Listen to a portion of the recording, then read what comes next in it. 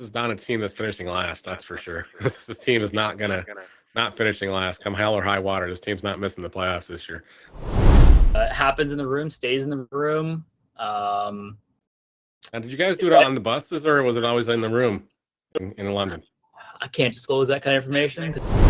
Neil, can you reveal what the next 3 months looks like according to our friends at ChatGPT? We're not sponsored by ChatGPT. This is not for scientific purposes. This was just, I had an hour and a half to kill on a Friday, okay? That was it.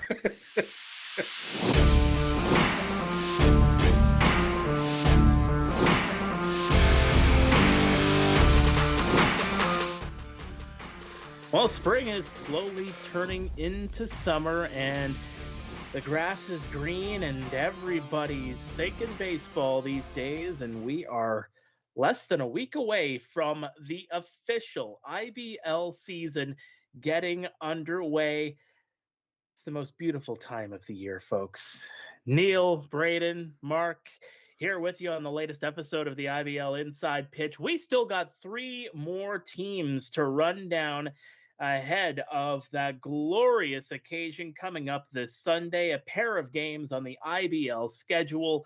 Let's get right to it. Braden's very familiar with our first team that we're going to be touching on here, albeit because he played for them for 10 years. The London Majors, 26-16 on the year in 2024. Couple of question marks this season on offense with the subtractions of the IBL Rookie of the Year, Caden Cardoso, also no Starling Joseph, and there's a certain staple of the bullpen of the last decade that just so happens to not be playing this season. So, you know what? Let's start with that aforementioned staple. Let's just rip the staple right out. Oh, sorry for those that might be a little sensitive to that. But Braeden Ferrington, London Majors, they had a couple of preseason games. We'll touch on it a little bit more in our second segment when we kind of go into some of the games that have already gone underway. But, you can touch a little bit into it when you're giving your comments here. But what say you about the London Majors circa 2025? I mean, definitely different. They're only going to go as far as Jose and Piano go. That's the reality of it. They're going to be your workhorses. I hope they don't burn out. Let's put it that way. Yep. Yeah. Pitching management, bullpen management is going to be huge for that team. And I think they're one starter really short right now. I think they need somebody else to come take some of that load off, especially when you're playing 3 and 5 days and stuff like that. And a bullpen day is not usually a good option on that fourth or the middle game either, because it's just you know how the schedule works in the Intercounty. Those Saturday, Sunday games usually tend to be against teams you're chasing for a playoff spot, or it's definitely jockeying for position against. Yeah, I know too much. But I think from the outside looking in and what I know on the in, looking out, there's a lot of unknowns on this roster. What you're going to get with Skylar of the bullpen. You know what you're going to get from Jared Lund. Love the kid. You have Tyler Gillies at the back end. Those are your 3 guys that you have an idea, I guess, kind of going as, for example, like a bullpen game plan. Strengths, weaknesses there. Jonathan Henry had a lot of ups and downs last year. Then a bunch of guys that I have zero knowledge about. So get on the horse and try to figure out the IBL as you go, because it's a crazy, crazy league. Don't stay complacent. That's my only 2 cents from the bullpen. But from the starters, you got Jose, you got Victor Piano, you got Travis Keys. Neil, like you said, missing one more guy. That's pretty clear, I think, because you can't have 3 starters. No. Because the grind, long season, injuries happen. What ifs? I don't know. I look on the roster and I'm just like, I don't know. Like I'm looking down the roster now, and I'm looking at Ricardo Alvarez de Lugo, and he was a good pickup as far as the stuff goes. I think he's going to help a little bit, but I don't think he's your 4. I think Colby Ring's going to help in a pinch, but he's not going to be a solid 4. He has his moments where he's great, and then he has his moments where it's just okay. Got to get him out of there. Yeah, yeah. I just think like there's too many question marks. Like it's you have the bodies, but you don't know what those bodies are going to do. Like best case scenario, everybody has a all-star caliber season, but is that a reality? Probably not. Probably not in the IBL anyways. No, you can't count on guys to show up and be consistent. It's just it is what it is. Nature of the beast. Well, you take a look at on offense. I mean, there are some guys that are coming back in, Eduardo De Olio, along with a couple of guys that have played for other teams. Kyle Maves, who just won a championship in Barrie. Ty Mosher ends up coming back too. Josh Niles, Tristan Osika, both coming over from the Hamilton Cardinals, albeit Osika played with the London Majors a year ago. A guy like Champ Garner. When you look at the offense, I think the big question mark even goes back to without Cardoso, without Joseph, even no Cleveland Brownlee in there as well at this stage. Where's the offense going to come from? I think these guys are gonna be in positions where they're gonna have to get on base, try to steal second base, try to get them over to third. And they're gonna have to play some fundamental baseball. They're gonna have to hit a ground ball to the right side, get through the hole, or put it in the air somewhere, hopefully with less than 2 outs, tag up and come home. And then you're gonna have to rinse and repeat it for a couple innings in a row and hope your pitching staff can do the job. Yeah, that's basically it. Yeah, and hopefully they buy in and not try to think, oh, I'm going to try to be the guy that hits the home run, because in all reality, that's so hard to do. I've taken batting practice in that ballpark. This place is not easy. Not a home run hitting field on a good day. No, like it's just, I offensively, personally, outside of like Diolio, you can kind of pitch to the guys, or like even pitch around Diolio to get to other guys. And like of the names that I know on the offensive side of it, Maves, very good bat to ball contact guy. Josh Niles, another guy that has some sneaky pop too. He can get on a streak. But outside of that, I don't know where it's going to come from. Yep. I really don't. Well, and the thing is also going to be looking at, Francisco Fajardo, former Toronto Blue Jays farmhand playing in the infield. Trent Lanahan, who still isn't with the team yet, still on that run with UBC. Maybe they kind of fill in those gaps. It's possible. And as far as Lanahan's definitely on my list as far as players to watch, potential Rookie of the Year candidates, but it's just like, okay, a lot of things have to go his way. He's been playing with aluminum battle all preseason, as I'll call it up there in UBC land, in fake baseball Canada. They call it a collegiate championship when there's only teams in BC playing for it. So I don't know. That's just my whole thing about that whole league out there anyways. We're going to have to do a full segment on just equipment. Oh, I'm down for that. I got that covered. Wood versus metal. I mean, you have all the gloves in the world, Braeden. So I mean, bats are going to be literally right there. Right there. I don't like use them, but like they're there. They're there for display purposes. We're gonna have to get like a Telecaster or something, or a Telestrator or whatever one of those things that have like a green screen in behind you and do the whole bit. Yeah. Okay, but now going back to that bullpen. All right. I will say this. Skyler's gonna bring the energy because he's that guy. Okay. Gillies, shutdown guy. Jared Lund. I'm gonna say this, okay? Jared Lund is gonna evolve and kind of move into the spot where I used to be, the swing man between closer, hard throwing 7th inning guy. He's a guy that's going to mess timing up. The kid has stuff. Yeah. I just don't think he's question. ever had the opportunity in the right spot to present it. Where, for example, myself, I was very effective in those 2 championship runs in 21 and 22 for us. So I feel like I was in the right spot. Where after that, it is what it is. I threw some innings.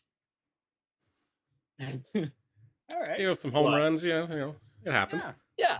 Couple through the uprights. Yep. Look out from that camera.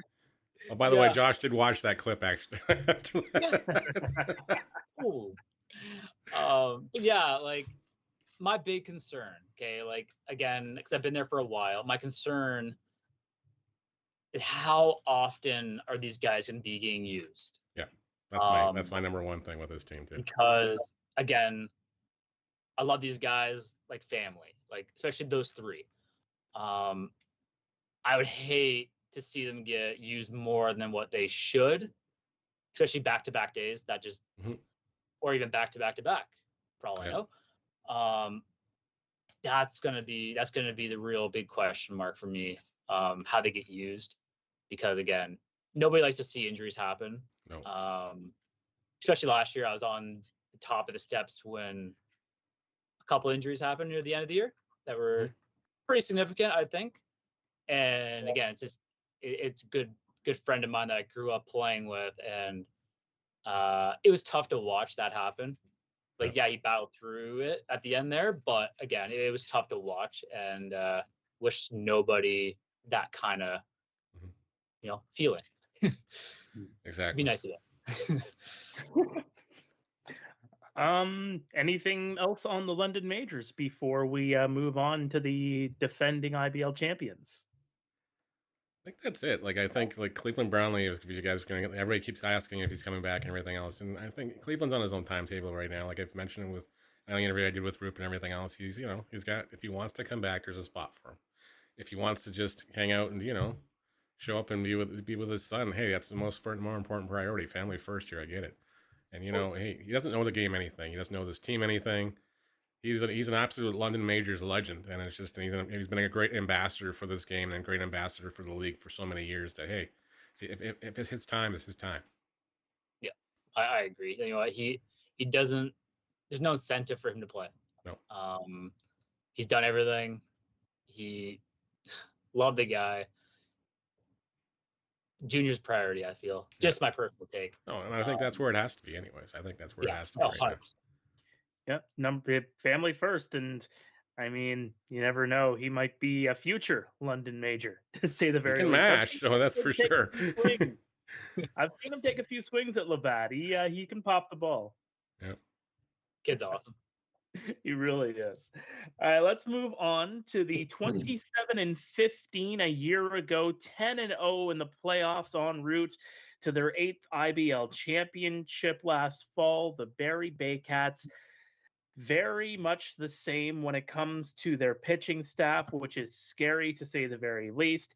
Kenise Edro not in there. Willie Garcia into the lineup for the Barrie Baycats. Can this team repeat? I'll just put that out there. Well, I think you got to go back to a name you just mentioned in that little conversation there. He got released yesterday, so he might be coming back, and he might be bringing a friend back with him too. So the rich get richer. Breaking news. Breaking news without saying anything. But yes, if you're watching the waiver wires and everything else in certain leagues, you're seeing things and you're going, "Oh, that's a name I knew." It's like, oh, interesting. Mm-hmm. Okay, made the final out with that catch in center field to clinch the championship in Guelph in game number 4 last fall. But again, what do you make of the offense beyond guys like Kenny Ejo potentially coming back? Obviously Willie Garcia coming back, but you know what? Let's just call a spade a spade. The strength of that offense, and I take nothing away from guys like Hayden Jaco, guys like our friend Ryan Rio. The strength of that team, especially last season, was in that starting rotation, which was Yep. just absolutely el fuego throughout 2024. Well, the whole thing was they were always concerned if they got into their bullpen, they were going to lose games, and that's pretty much why those starters stood up the way they did in the playoffs. They're like, you're gonna have to take the ball in my hand, come get it. Like you're just not getting it out of my hand. Yeah, and then, as a manager, I feel like that's what you want, especially down the stretch. You want the guys to say, "No, like, this is my game. I'm dictating how this is going," and you like to see that kind of the dog in the fight, I guess. Yeah, no, it's scary, that team. Like it's even like 1 through 9 in the lineup. You want going in actually crazy enough. Pitching against them probably the most last year. Yep. 1 through 9, like there's not an easy out. No, there wasn't. Like, It's just like you look at that lineup and go, okay, you think, okay, if I can get through 4, and in most cases in the IBL, if I can get through 4, 5, 6, 7, 8, I'm probably going to get outs. Okay, we're fine. Yeah. Then I've got 9, 1, 2 coming next inning. Yeah, it's tough. It's like, how do I navigate this? And like, I don't know. Like it is like, it's crazy. You know what? Like, yeah, they had the 1.5 years of rebuild.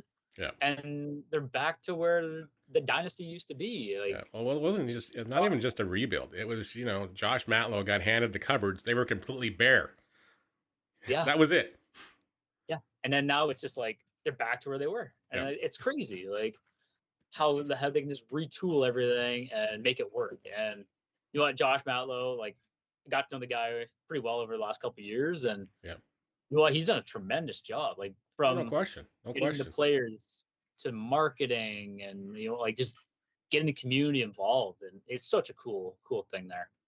It is. And it's great. Every time I talk to Josh and everything else, I kid him and everything else. I go, who else is on this Rolodex here? You got like, pull it out here and just find me 5 more guys that are going to fill in your spots here and everything else. He's like, he's always got the wheels turning. Like there's a reason he signed so many of these guys so quickly in October, because it's like nobody else is thinking about it. But he's like, if I jump on it now, I can get these guys now. And, everybody else is going to come looking for them in January and not have them. Yep. Pretty sure they had 3/4 of the roster signed before anybody else even had one player signed. Hey, you know what? That's a recipe for success. So, hey, if it works, it works. Keep doing it. Yeah. Let's take a look at some of the new additions on this team. Former Washington Nationals farmhand Tristan Clark in the outfield. Braeden Hernandez was a champion last year with the Barrie Baycats, but Francisco Hernandez also signing with the Cats as well. The younger brother. I believe Francisco's actually older. Yeah, he's the older one. Yeah, but it's just like, you got to sign my brother. I'm like, when Josh was telling me this, I'm going, what? There's 2 of them? I'm like, seriously? Like, you can't be kidding me. There's 2 of them. And it's just like, okay. Like, it's just like, it's going to be interesting because, they're both middle infielders. So they're going to be flipping the baseballs to each other. I feel bad for Ben and I feel bad for Julius having to call these ones. It's going to be Hernandez to Hernandez. I'm not sure which one threw it where, but, there's 2 outs. Look, I've called teams before where there's siblings playing for them. I'm just going to put it out there for you friends, Ben, Julius. Just call them by their first names after a little bit. After a while, you kind of figure out, okay, if you're saying Francisco, you're meaning Francisco Hernandez. If you're meaning Brandon, it's Brandon Hernandez. That's just the way we do it. And, Brandon Hernandez, when he came in this league last year, he was letting the thing up. And the postseason and everything else, it was like when they did the vote for the playoff MVP, it was so tight. It was so tight. And I think the commissioner literally went into the paced for like 2 innings behind us, trying to figure out who was going to go, and then he made his decision. And again, it was like, hey, you couldn't go wrong with either, with Frank Garces or Brandon Hernandez. Both had great playoffs. So, it's not like it was a 1A and a 1B. It was, hey, okay, yeah, Frank's my guy, but heck, Hernandez had a hell of a year. Yep. And another guy to note on the infield too, Brantford Infante also signing 11th season in the IBL. He has 7, count them, 7 IBL championships in 11 seasons playing in the IBL.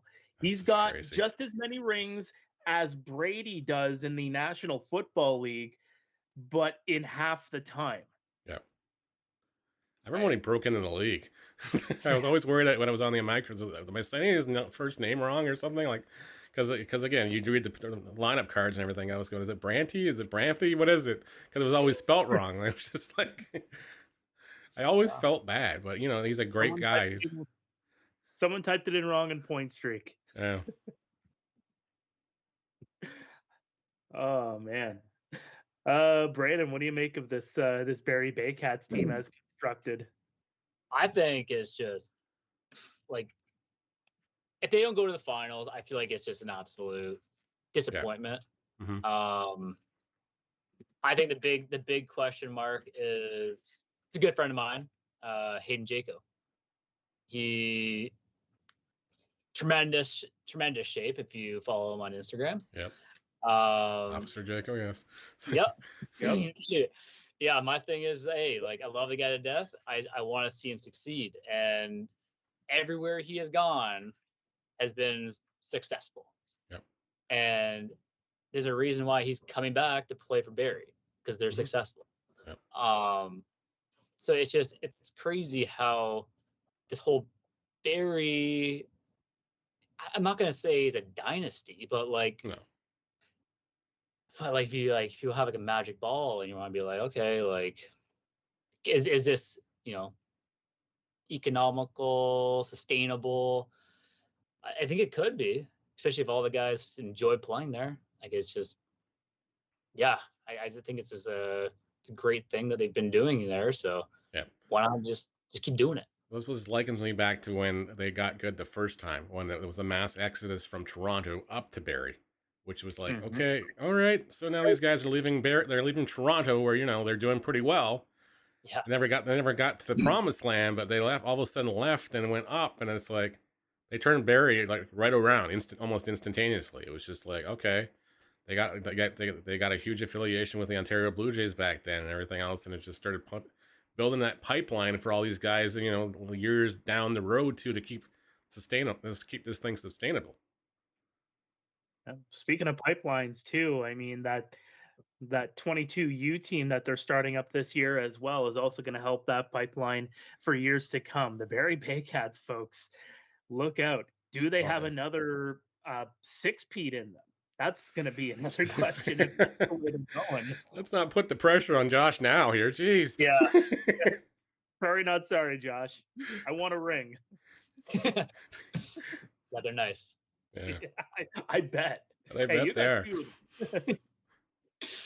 One for each finger. Yeah.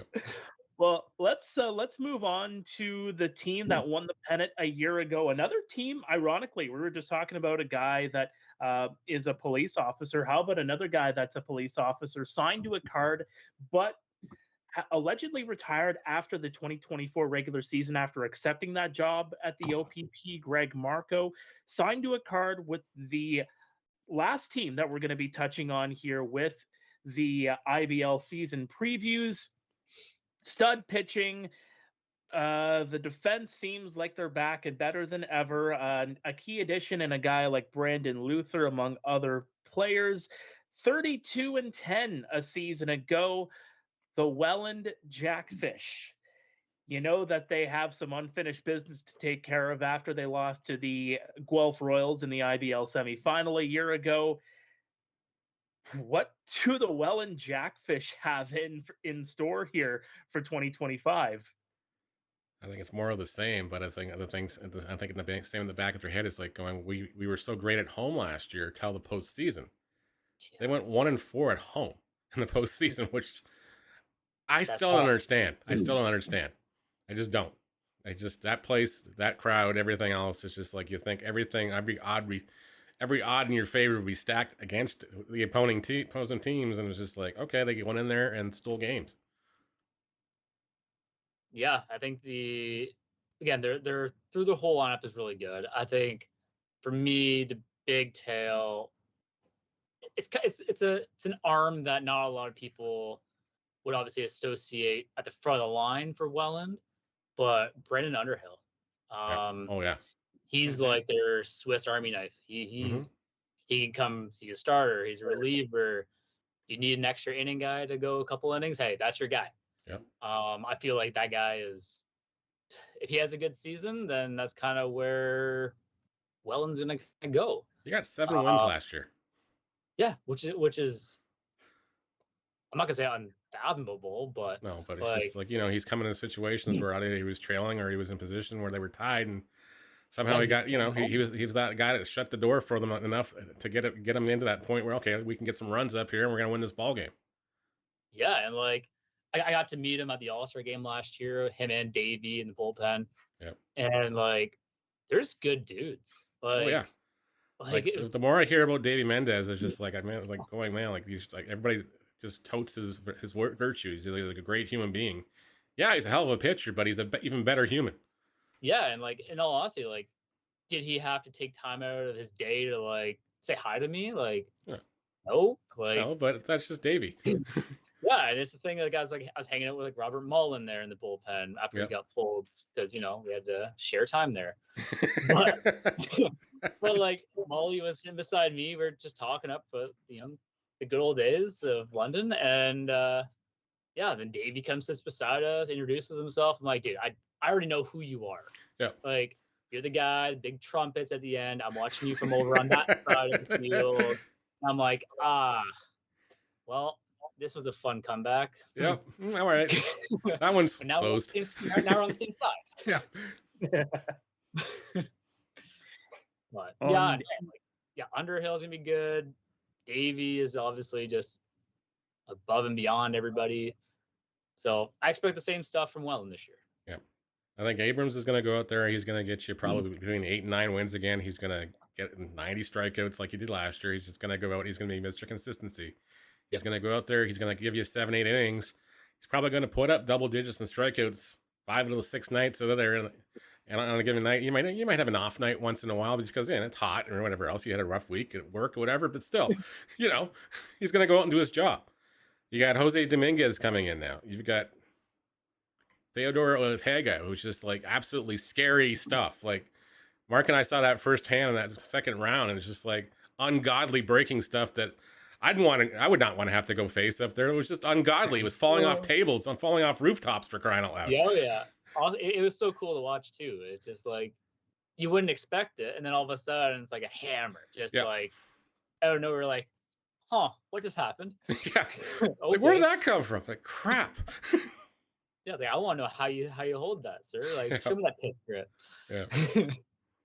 No, and it's just, and it's a hats off to Jason McKay and everything else. He's perennially put this team back together and everything else, and he finds those diamonds in the rough, those guys that maybe they were hiding under a rock somewhere. He somehow kicked the rock out, shown them the light, and say, "Hey, come to Welland, let's come have some fun."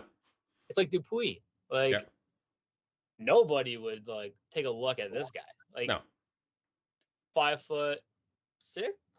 Yeah, if that's maybe pushing it, but it's just like me, and I'm 5'6". Yeah, and the guy's like just like lightning quick, just like making plays like nobody should ever make a play, and he's making it look easy. Like it's not even fair. It's not even fair some nights.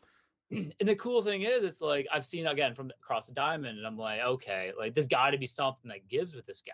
Yeah, and then like again, All-Star game last year, like he comes up to me, he's like, "Hey, like I'm really excited to play behind you because you're a ground ball guy," and I'm like, "You're the first guy that's ever told me that."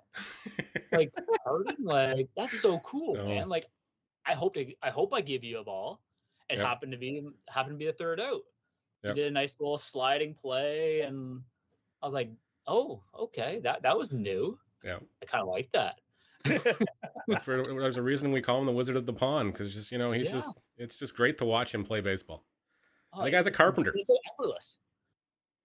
Yeah. I mean, haters gonna hate when it comes to the Welland Jackfish because they have done so well.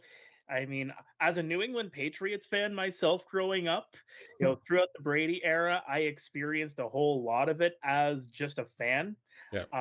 For the Welland Jackfish, it almost seems like they have that mantra of us against everybody within that fan base. And I feel like, off the field, that kind of drives them at the same time too, to play even better, play it to that next level beyond what what they're capable of doing. And they do such a great job of it. And that fan base, they show up time and time and time again. And 1-4 in the playoffs, sure. The fact of the matter is, this is going to be a team that is going to be contending for an IBL championship this season. And the question is, will it be them and the Barrie Baycats in the finals this year? Well, exactly. Like you said it right there. It's going to be all roads lead to Welland at some point. Somebody's going to have to either knock them off or get out of their way, because it's going to happen. Yeah, no, exactly. That's just, they've been consistent over the last years, and it just keeps getting better and better and better. And you're just like, okay, when's the breaking point going to happen? And it hasn't happened yet. So why think anything else? So this is going to be a very tough question. Just all the virtues that we just spilled over the Welland Jackfish over the last few minutes. Where's their weakness right now? Where is that one weakness that teams can expose and take advantage of? The only thing I saw last year is they seemed to be, as the playoff series against Guelph went on, they seemed to chase the breaking ball a lot more. They were trying to get the breaking ball, weren't trying to wait for the fastball anymore. They were trying to jump on the breaking ball, and they were guessing wrong, and it was looking silly at sometimes. You could guess the frustration levels mounted in a lot of those guys. Yeah, I can't say too much, but like, I've had some pretty cool success in Welland. I guess against Welland, in Welland. One of the few. One of the few. But yeah, no, that's literally the way I saw it as a player. They jump on the fastball right away. If you kind of pick the corners, spin the ball a bit, they're gonna get frustrated, get themselves out. Yeah, I feel. I enjoyed it. I had a good chuckle every time. But I think if teams kind of take that approach, I feel like they could have some success. But if some of the guys watch this, then they're gonna say, we're not hitting that breaking ball. We ain't hitting that curveball crap anymore. You just gave it away. Yeah. Sorry, fellas. We ain't falling for the banana up the tailpipe. Yeah. Hey, I fall for the kazoos in the tailpipe. Oh, man. Well, let's just name off a couple of the names here just on offense. I know we've touched on this team as a whole, and we all know what they're capable of. But you look at that lineup. I mean, a guy like Jake Sanford, who just Jonah Weisner. Got here, by the way. He just got here. Pookie just got here. Yes, he did. How about you're familiar with Robert Mullen back as well. Greg Marco, as I mentioned, signed to a card, but did announce his retirement in 2024. So signing a card is kind of a tipping thing for me, where I'm like, will he come in if needed for a game or two? It might be like that emergency backup goaltender thing, where they need, if Mullen needs a night off and they don't have another catcher, it just might be, hey Greg, what are you doing tonight? Yeah, well, they do have Sam Cocker on top of that. And Sam's there too now, so maybe that was just, at that point they didn't have Sam too, so it was like, okay. Yeah. Hey, maybe potential injury replacement if something goes wrong. Can we put it like, can make like the IBL e-bug a thing now, or no? I think so. Too early for that? Too early for that. Don't give Ted any ideas. He's on call, just waiting in the cop car.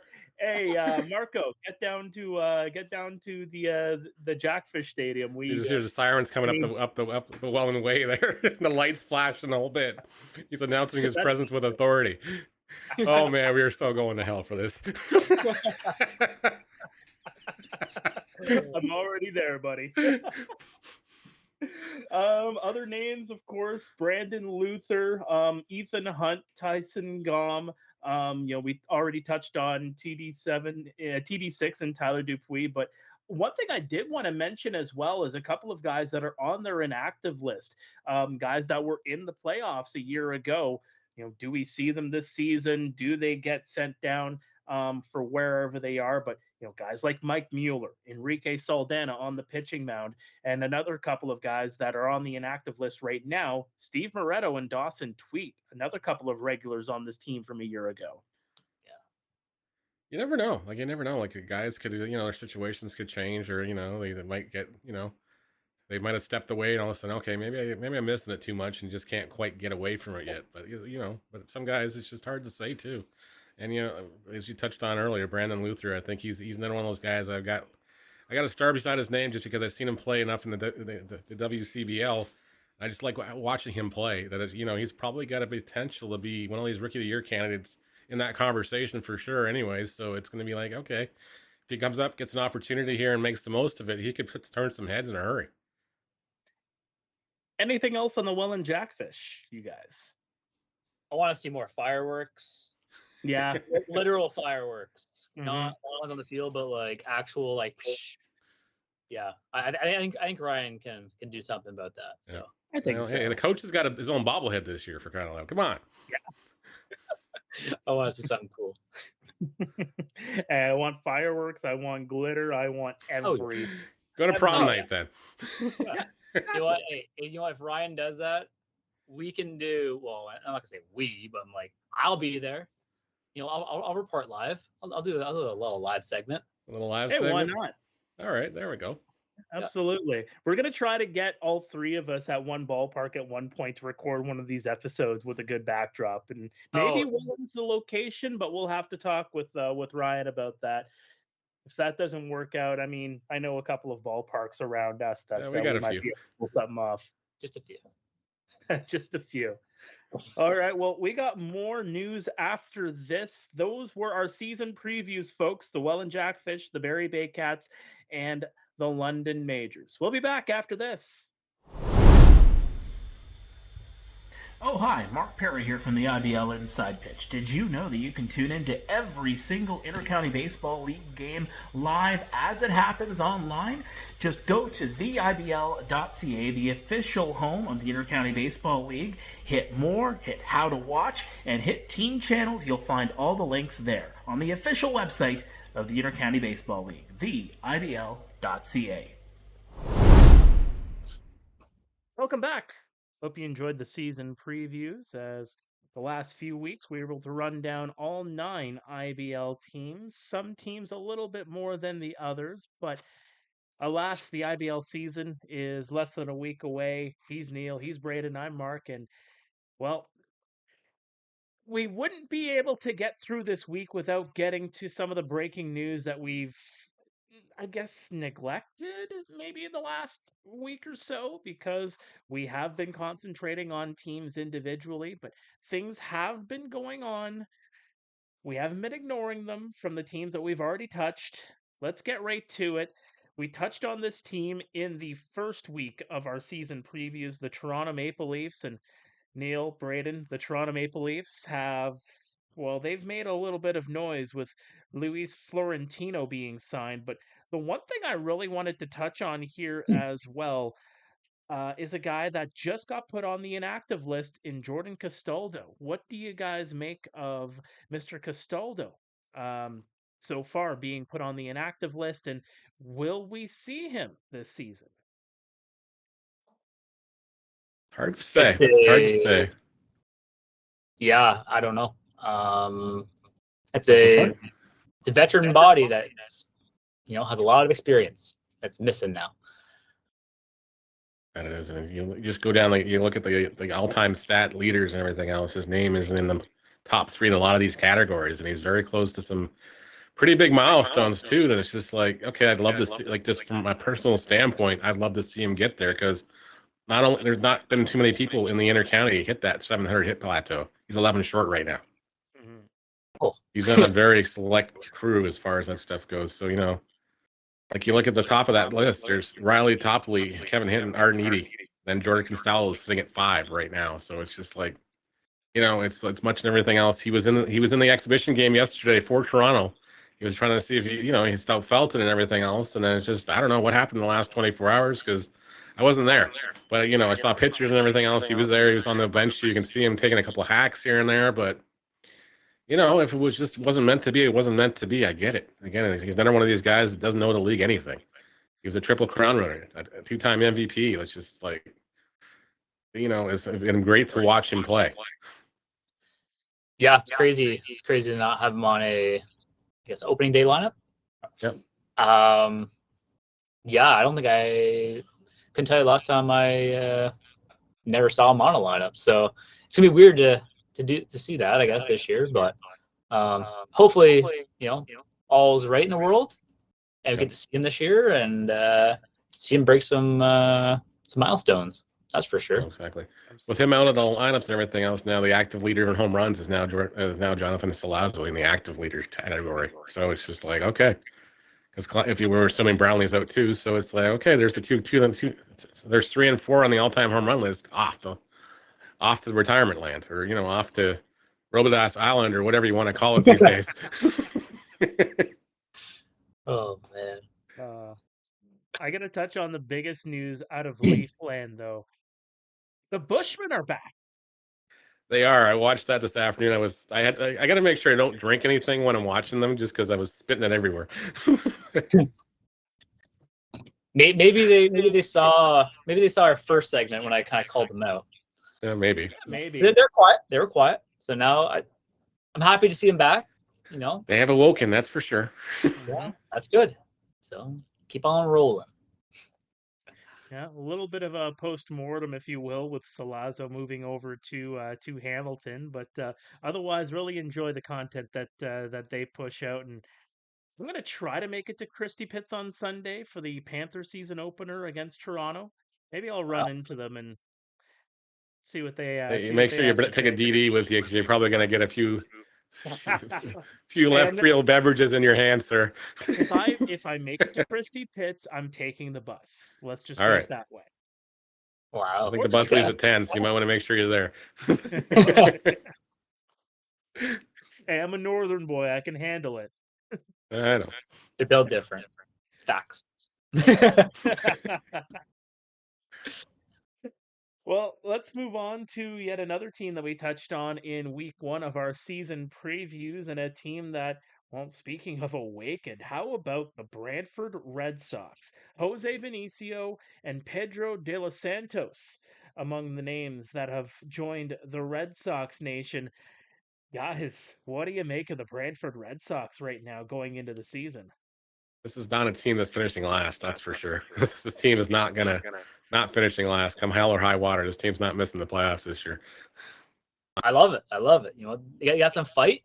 Again, that rich history is there for Brantford.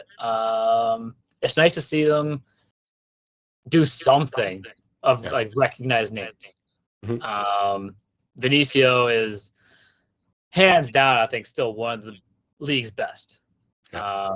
He has range, he has speed, the pop, sneaky pop. It's not Christie Pitts anymore, but I did see him launch one out at Labatt Park once. So not off me. I was about to say, it wasn't off you. I know who it was off though. So it's just like, wasn't off you. But yeah, it's nice to see them do something of name recognition within the league. So yeah, they're not going to come last. Tell you that. No. Hopefully. The manager will be announced later this week. I've been asked not to really reveal it, so we're not going to. Came via a text from somebody else that don't name names yet, because they want to steal thunder. Yeah, don't reveal your sources, Neil, either. Yeah, I shall not. Well, let's just round up the week 1 teams that we touched on, because I'll let you guys know that I'm starting to see a little bit more from Kitchener Panthers land in the last few days. From the broadcast side, it seems like we're starting to put a lot of the pieces together to improve that side of things. But speaking of things behind the scenes, more and more photos have been showing up in the last week of that new scoreboard that they're going to be putting up. So that's expected to be by the time the season opens. The home opener against Chatham, I believe it's against Chatham Kent or Hamilton. I think it's Chatham confused Kent. sometimes, I think it's folks. Chatham Kent. It's on the second Sunday of the season. It's going to be a week from Sunday. They do obviously have a school day game against Chatham Kent the Thursday beforehand too. The hope is to have it in by then, but if not, definitely for that home opener during the regular season. All right. speaking of teams, let's move on to the power rankings that have just been released. Neil, Braeden, whoever put these power rankings together, I'm not going to reveal who, did they nail it? I did a pretty good job.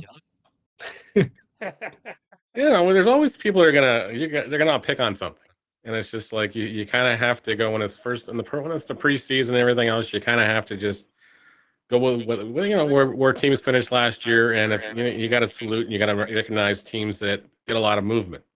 So I think that's pretty much the direction and why this rankings the way they are right now. Yeah, and I know from the player side of it, the guys look at this. Sometimes, they get a little bit more, feisty over it every week. Some guys don't care. Yep. Maybe this could light a spark with some teams. Because I did see, I believe it was Kitchener that did do a post regarding the power rankings. Yeah, something about rock climbing boots and having to climb over some mountains here. Yeah, I thought it was clever. It was. Yeah, the social media manager for the Kitchener Panthers, they're pretty clever, if I do say so myself. Yeah. Let's speaking of those Kitchener Panthers, they were in action in London for preseason action. Speaking of the London Majors, also in preseason action beforehand against the Hamilton Cardinals. It's preseason play, folks. So take everything with a grain of salt. I got to see a little bit of that London-Kitchener matchup. Both teams, utilizing the arms that they did. I believe, most of their starters ended up getting an inning or two in that game.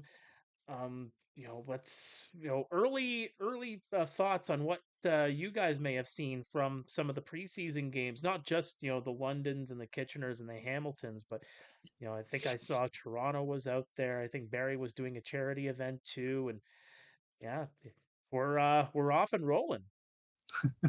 We definitely are. Plus, there's a couple more school games. Actually, there's a lot of school games this week too. So it's just like, okay, yeah, the guys get some last minute tune-ups.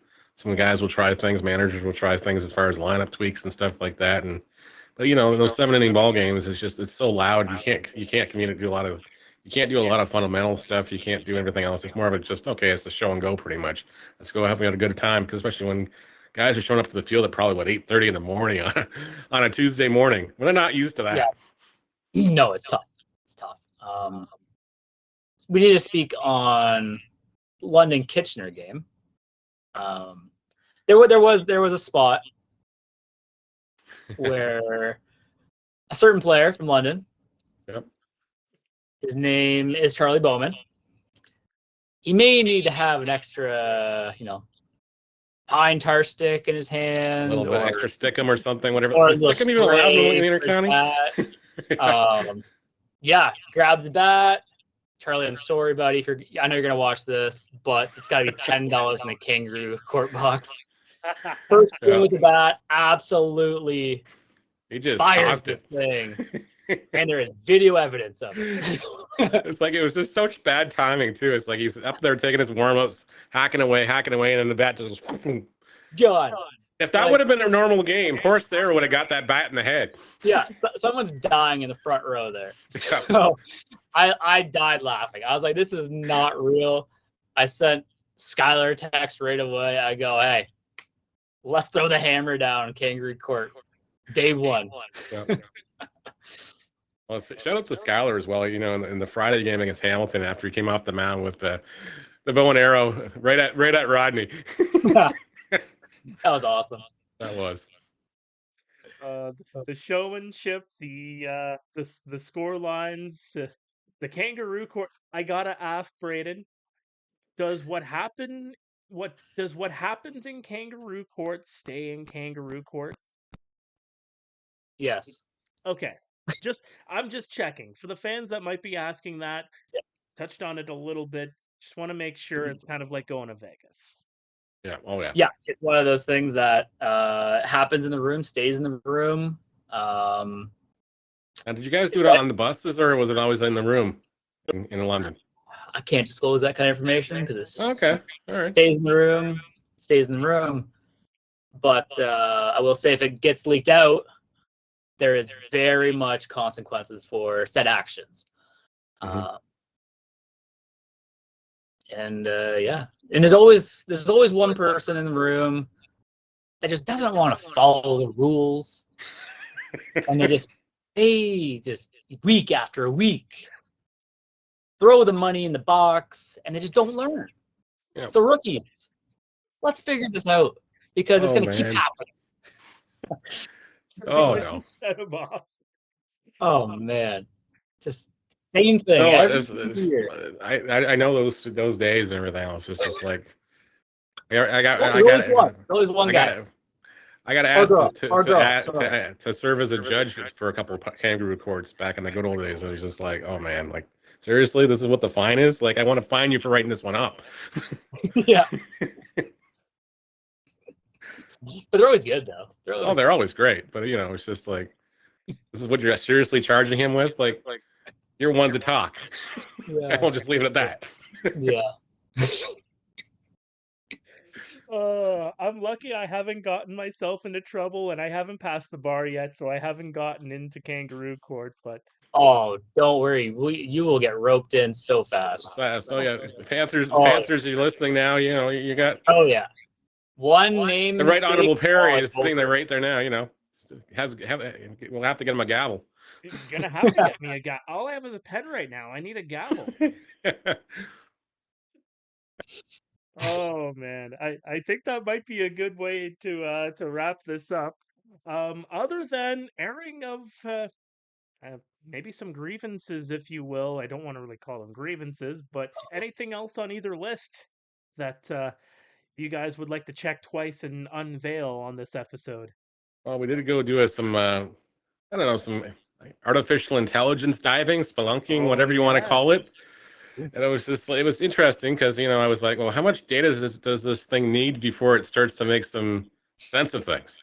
So, you know, I was feeding in years for a couple of years, and okay, it's getting better and everything else. And I said, okay, screw it, we'll go right up to 2020 and everything else. And we had to explain, okay, 2020 was the COVID year, so we'll go back to 2019. And so it came up with some numbers and everything else, and you know, you had to tell, okay, now it's a 42 game season, how the playoff structure works and everything else, and then it went to town. And you know, it wasn't too far off from where even the power rankings were as far as this stuff goes. It was pretty, I don't know, I would say it was pretty much, I won't say it's 100%, it's not accurate, it doesn't have the same sort of, you know, intellect or gut feelings as far as things goes, but it went and picked out the top, like it went and gave standings. It went and it drilled down and it asked me if I wanted to do the playoffs. I was like, sure, why not? So it did the playoffs. Then it asked, you want to know award winners? I'm like, why not? We're already here. Let's just go. All right. Neil, can you reveal what the next 3 months looks like according to our Our friends at ChatGPT? We're not sponsored by ChatGPT. This is not for scientific purposes. This was just, I had an hour and a half to kill on a Friday, okay? That was it. So it takes the Barrie Baycats. They're going to finish at 29 and 13. Okay. Cesar Rosado apparently and Ryan Rios all have standout years. Welland Jackfish dropped to 28 and 14 this year. Sam Cocker comes back and has a great thing. Jake Sanford was a standout. Sanford in the running for MVP. That's what it says in the notes. Hamilton Cardinals finished for MVP. Yeah, Jake Sanford. Yeah, we've got the MVP. We'll get to that afterwards. But yes, we'll go through the list. Hamilton Cardinals 27 and 15. Owen Boone has a stellar year. Not surprising. Tyler Duncan, a candidate for MVP. Jonathan Salazzo, and a strong rotation makes him a contender. So that's what it says in the notes. Guelph Royals finished 4th at 24 and 18. So, you know, us picking them at, you know, finishing below 500 is not sitting too well with ChatGPT either. So that's okay. It didn't sit well with some people in our human world, but no, it that's didn't. What predictions are for, right? Yeah.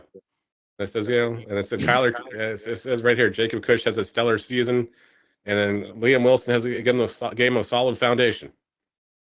They had the Maple Leafs finishing at 23 and 19, but mind you, they had Jordan Castano in the lineup, so that could change. But it said Justin Merritt has a breakout year, wins the home run title. Oh. Okay. That's a take. Okay. That's a take. That's a I like takeaway. that. We're I getting like that. somewhere here. Yep. So 23 and 19, and then Chatham Kent finishes at 19 and 23 and 6. They say it's a promising squad with capable of making a push. That's all it said, because again, they didn't have a lot of data because they only have a year's worth of data. London Majors rebuilding. They finished in 7th. They went 18 and 24. Rebuilding after losing much of their core, but still dangerous, which is accurate to a certain extent. Not wrong. And then went the Kitchener Panthers again. They were 16 and 26, young team, growing potential, but unlikely to make the playoffs.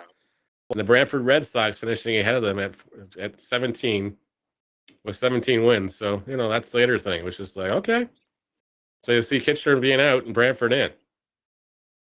And that wasn't with everything that's happened in the last 24 hours. It was done a couple of Fridays ago just to see how it would work as I was flowing down and just spelunking. So, it wasn't like I was going out and having fun with this thing, trying to make a scientific push or anything. It was not for, it's not going on a league website somewhere for bullpen material, because it's just, I don't think I trust it that far, but Okay. I don't know. Like it does give you something. Yeah. Well, exactly. It's not far off. Tell you that. No, it's not far off. Yeah, it's just like I'm saying. Then we go to the playoff brackets, and of course, Barrie faces Brantford in the first round. Barrie wins it in for 3, so the Red Sox go home in 3, unfortunately. Welland and London hook up, and Welland takes it in 4. Hamilton versus Chatham Kent. Hamilton wins it in 3. Burrows and Maple Leafs. Guelph goes in 4 games before taking the best of 5 series. Semifinals, of course, you have a matchup of the last year's final. Barrie and Guelph, and Welland versus Hamilton. Barrie takes the semifinal series in 5, and Hamilton wins it in 4. Remember, it's the best of 5 in the semifinals too, so it's hard. And then the best of 7 is Hamilton versus Barrie, and they have Barrie winning in Game 6. Dang. Yeah. Who's the MVP? The MVP is Tyler Duncan. Ooh. Dang. Yeah. Let me just go get the notes here, because it's Tyler Duncan. Why? And then he did some reasoning why, as far as what everything else. Power and speed combo, plus 30 extra base hits, double digits in steals. Getting the heart of a strong Hamilton lineup. Teams finishes in the top 3 crucial for MVP context, and that's what it used. Leadership, clutch hits, and protected in key games. He finishes with 12 home runs, 38 RBIs, 13 stolen bases, drives in 28, and has 28 runs scored. So, if you're listening to this, Dunk, you better load up on the Sour Patch Kids and let's go to town. Yeah, there you go. Going. Get them going. Let's go. And then there are 2 candidates for Ryan Rios and Jake Stanford. Stanford wins the home run title with 15 home runs this year. He gets to 47 RBIs. So, it's doable. It is doable for that guy. It was just, you saw it last year. When he finally got comfortable in this league and everything else, he was starting to hit missiles all over the place. They were loud. Oh yeah. I don't know if you saw his Instagram and everything else. He almost killed somebody out in Nova Scotia who was taking batting practice. Oh. So yeah. And then they have Rios in there with 11 home runs, 42 RBIs. So it was like, okay, who knows? All right. Well, I like it. I'll give it to AI and putting up what looks to be some pretty interesting season previews, and they still just can't find Sarah Connor. They can't find Connor. Nope. All right, so we gotta mention pitchers of your predictions as well, guys. Again, this is based on the AI. Cesar Rosado goes 7-1 with an ERA 1.78, 73 strikeouts, 50.2 innings pitched. His WHIP is 0.97. Yeah. I was like, okay, that's a little bit out there. Yeah. And then Owen Boone was second. He goes 6-2 with a 2.30 ERA, 64 strikeouts, 55 innings pitched. Frank Garces goes 5-1, a 2.70 ERA, 61 strikeouts, 50 innings pitched. Ben Abrams 6-2, 2.80 ERA, 58 and 52 innings pitched. And Victor Piano was the 5th spot guy. He goes 4-4 with a 3.20 ERA, 70 strikeouts over 48 innings pitched. So we'll have to see. Yeah. That's why we play the games, folks. That's why we play the games. Well, thank you so much for joining us on this latest episode of the IBL Inside Pitch. He's Neil, he's Braeden, I'm Mark. We'll see you for the 2025 IBL season. Our next episode coming up next Tuesday, and by then, we'll have already played a few games in 2025. See you next week, folks.